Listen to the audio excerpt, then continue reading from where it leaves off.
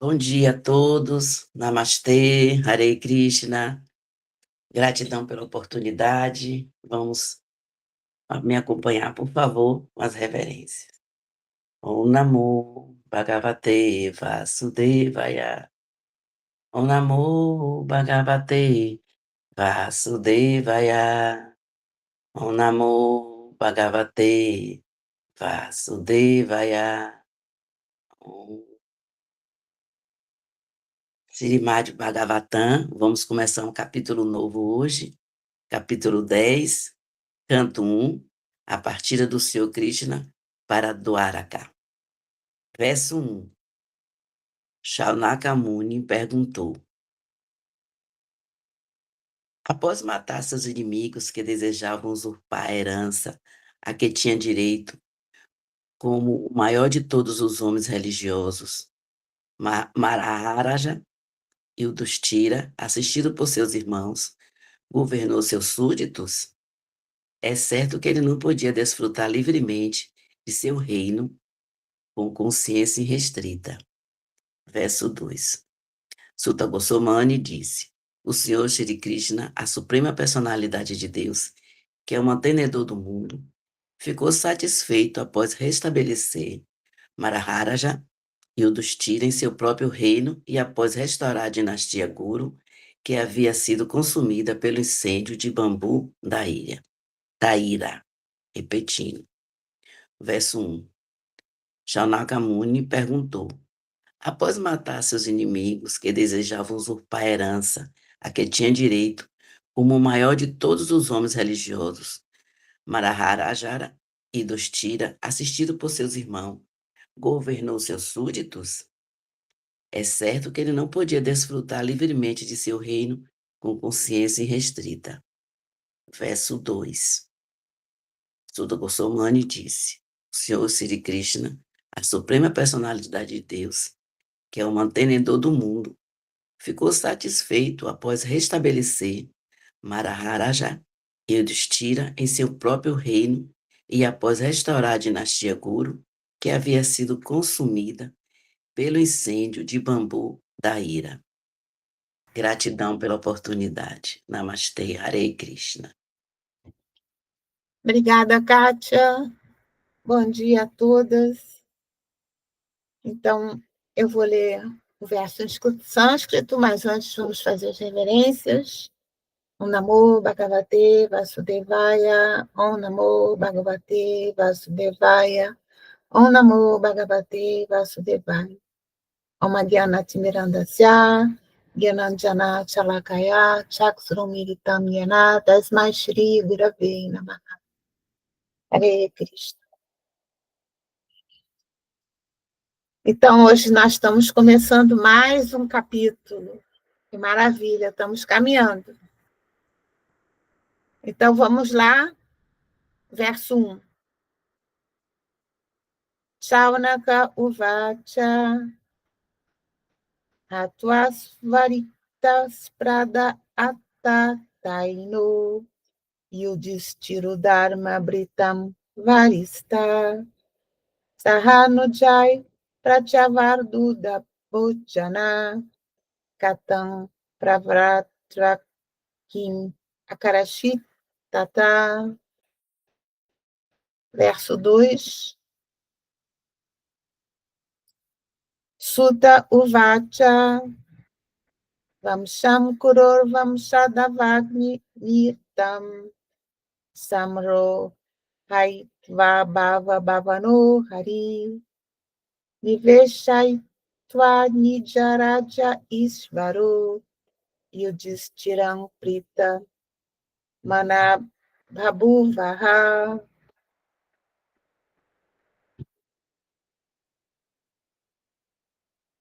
Então, vamos lá. A gente está aqui nesse verso 1 e 2.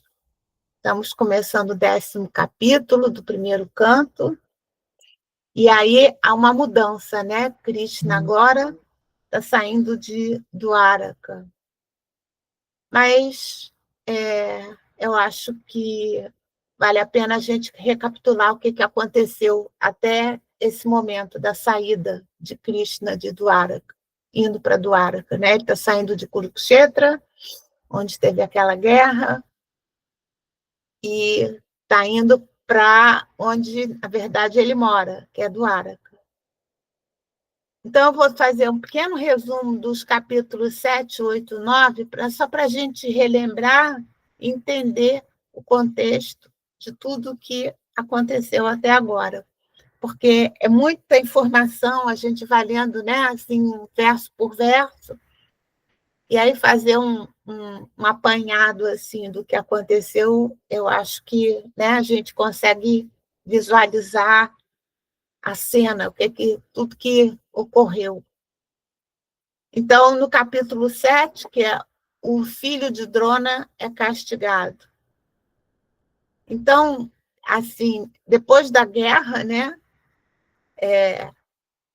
quando eles perderam, né, os Kurus viram que perderam, aí o Ashvatthama, que era o filho de Drona, ele comete aquele ato cruel, que ele assassina os filhos de Draupadi que estavam dormindo. Vocês lembram disso, né? Ele resolve se vingar matando as crianças.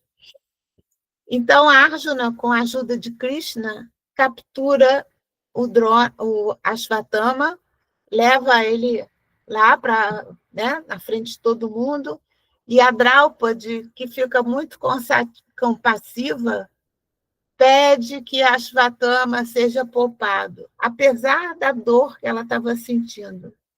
Que ela pensou, poxa, se mata o Ashvatthama, a mãe do Ashvatthama, que é uma mãe como eu, vai sofrer que nem eu estou sofrendo até agora. Então, pelo menos, poupa uma outra mãe de sofrer tanto.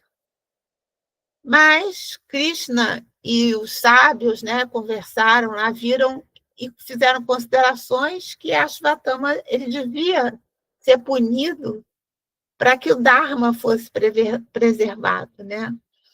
E aí não mataram naquele momento o Ashvatthama. Então eles tiraram uma joia da cabeça dele, né, que era um símbolo de poder dele, e Ashvatthama vai embora super humilhado, mas vivo, né? Então a gente entende desse capítulo que a justiça deve ser equilibrada com compaixão, mas em contrapartida, o Dharma também não pode ser comprometido. Então, aí depois a gente veio para o capítulo 8, que orações da rainha Kunti e a salvação de Parikshit. Aí foi um capítulo lindo, né, que a rainha Kunti percebe que Krishna é a personalidade, suprema personalidade de Deus, e ela oferece orações muito sublimes para ele e expressa gratidão pelas dificuldades que ela enfrentou, porque com essas dificuldades é que ela conseguiu se aproximar de Krishna. Quando a vida da gente está correndo, né, às mil maravilhas, normalmente a gente nem lembra, né? Mas basta ter um problema que a gente corre, né, para pedir ajuda a Krishna. E aí, lá, eles estavam lá, né, ele estava saindo para Dwaraka e ela parou ele e pediu, né, começou a fazer as orações e tudo, e nesse momento chegou a Uttara, dizendo que o Ashvatthama tinha jogado uma arma Brahmastra para matar o filho que ela estava gerando, e era o último da dinastia, né, dos Pandavas. Então, Krishna salva o bebê, né? Ele entra no ventre de Uttara e salva o bebê da arma, né? Protege o bebê, que era o rei Parikshit, que a gente vai, né, falar sobre ele nos próximos capítulos. Então, a mensagem desse capítulo, né, que a rainha Kunti revela a essência da devoção. Ela via, né, ver Krishna em todas as circunstâncias, inclusive nas adversidades. Então, muitas vezes a gente culpa Deus por alguma coisa estar acontecendo com a gente, né? Mas eu não fiz nada, por que isso tem que acontecer comigo? Não fez nada que você se lembre nessa vida, mas, né, o que aconteceu antes, o Paramatma sabe. Então, tudo é uma lição, né? Inclusive as adversidades. E o fato de Krishna ter salvo o bebezinho no ventre de Uttara mostra também que Krishna protege seus devotos mesmo antes do nascimento. Depois nós vamos para o capítulo 9, que é a morte de Bhismadeva na presença do Senhor Krishna. Esse capítulo a gente terminou ontem. Então, Bhisma, lá no campo de batalha, que era o grande guerreiro e devoto, que era o avô de Arjuna, mas estava lutando do outro lado, porque ele tinha o dharma dele, era nessa vida ele tinha que fazer isso. Então ele está lá deitado, né, em seu leito de flechas, todo já aguardando o momento, ele estava como um grande yogi, ele estava aguardando o momento auspicioso para deixar o corpo. E, né, antigamente eles sabiam, tinham técnicas para fazer isso. E aí Krishna, junto com os Pandavas, vai lá, né, prestar uma última homenagem a Bhishma. E aí Bhishma oferece orações muito profundas a Krishna,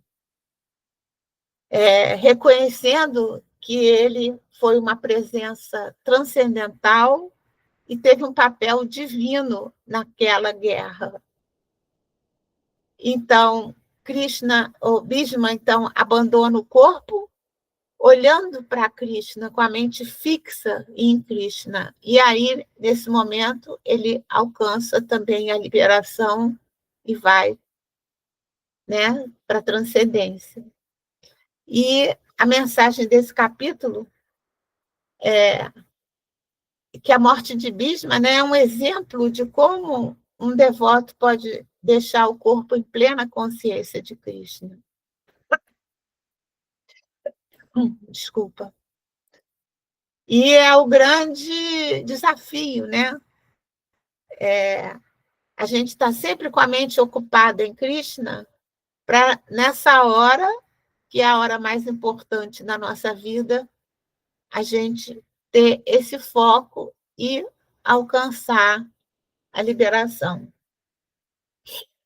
E aí, esse capítulo que a gente está começando hoje, que é Krishna voltando, né, para Dwaraka. E aí, nesse primeiro verso, há um conflito entre o dever e a consciência. Porque o Shaunaka Muni, né, que está fazendo a pergunta, ele reconhece que Yudhishthira, né, embora justo e virtuoso, ele teve que participar de uma guerra super sangrenta contra seus próprios parentes para restaurar o Dharma. Então, a questão de Shaunaka Muni aí nesse verso é como é que alguém tão dármico poderia governar com paz de espírito após essa carnificina toda. Então, o capítulo começa com essa pergunta de Shaunaka Muni. E o segundo verso fala sobre a presença e a satisfação de Krishna indicam, né, na guerra e depois com a vitória de Yudhishthira, né, a presença e a satisfação de Krishna, indica que, apesar de toda essa dor e toda essa destruição, o resultado dessa guerra tão sangrenta foi justo e foi necessário para restaurar a ordem e restaurar o Dharma. Que um dos motivos, né, o principal motivo da vinda de Krishna foi a restauração do Dharma, porque disse que estava aqui, né, meio confuso, vamos dizer assim. E essa metáfora aí do fogo de bambu, né, isso é interessante. Ela representa como as desavenças, né, e o conflito interno. Então, foi o conflito entre os Kauravas, os Kurus e os Pandavas. Então, era um conflito, uma desavença entre os nobres e entre famílias. Então, essa metáfora representa como é que esses conflitos podem destruir as mais nobres dinastias e até mesmo as famílias, né? Assim, no nosso cotidiano. E o fogo de bambu é uma coisa natural, que é a fricção de um bambu com o outro, quando começa a ventar, e, às vezes, aquilo, né, a fricção gera uma fagulha, que gera o fogo e toma conta de tudo. E alguém, não sei se já viu um bambu pegando fogo, ele pega fogo muito rápido, é incontrolável e é devastador. Então, essa metáfora é muito interessante, né? Porque, às vezes, os conflitos começam com uma coisa boba, né? E se você não controlar aquilo, tem resultados devastadores. Então, agora a gente vai, né? Isso é uma introdução do capítulo, e daí em diante a gente vai ter, né, a história de como Krishna saiu de Kurukshetra para Dwaraka. Muito obrigada. Namastê, Hare Krishna, Krishna Krishna, Hare Hare, Hare Rama, Rama Rama, Hare Hare.